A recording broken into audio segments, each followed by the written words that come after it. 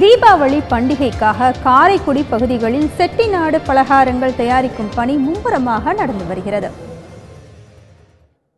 தீபாவளி என்றாலே அனைவருக்கும் நினைவுக்கு வருவது பட்டாசு, புத்தாடை, பலகாரங்கள்தான்.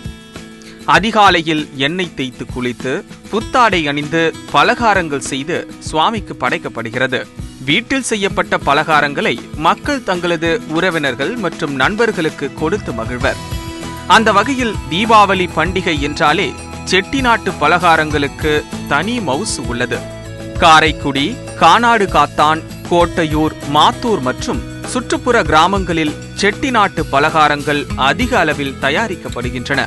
இங்கு தயார் செய்யப்படும் முறுக்கு, அதிரசம் போன்ற பலகாரங்கள் சுத்தமானதாகவும் தரமானதாகவும் ருசியாகவும் இருப்பதால் அனைவரும் விரும்பி வாங்கி செல்கின்றனர். 15 வருஷமா இவங்கள்ட்ட தீபாவளிக்கு எல்லா விசேஷத்துக்கும் இவங்கள்ட்ட தான் வாங்கிட்டு இருக்கேன். வேற எங்கேயுமே பலகாரம் வாங்கினதில்ல. இவங்களை தவிர இவங்கள்ட்ட என் பொண்ணெல்லாம் ராஜஸ்தான்ல இருக்கு, இங்க இருந்தே வாங்கி நான் அனுப்பிச்சுட்டு இருக்கேன்.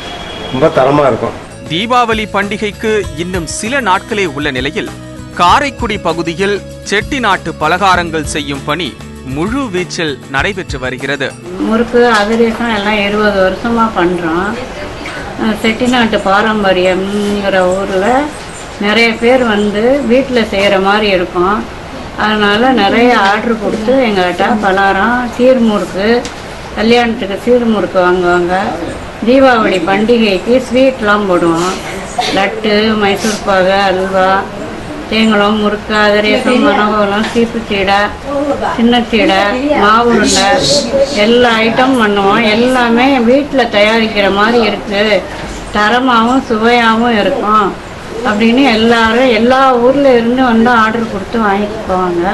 தீபாவளி பண்டிகையை முன்னிட்டு முறுக்கு வகைகள், அதிரசம், சீடை, மாவு உருண்டை, கைமுறுக்கு மற்றும் பல்வேறு வகையான பலகாரங்கள் தயார் செய்யப்பட்டு வருகின்றன.